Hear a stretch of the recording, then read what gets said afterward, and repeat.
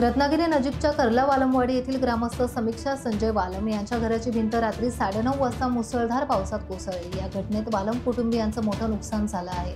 अचानक ओढवलेल्या या संकटात वालम कुटुंबीय सुखरूप असून शिवसेना पक्षातर्फे संजय हळदणकर, प्रथमेश साळवी, गणेश भारती, चंदन खानविलकर यांनी भेट देऊन नामदार उदय सामंत यांच्या मार्फत कुटुंबाला 50,000ची मदत केली आहे। या प्रसंगी गणेश स्टॉप वालमवाडी परिसरातील ग्रामस्थ मदतीसाठी धावून आले।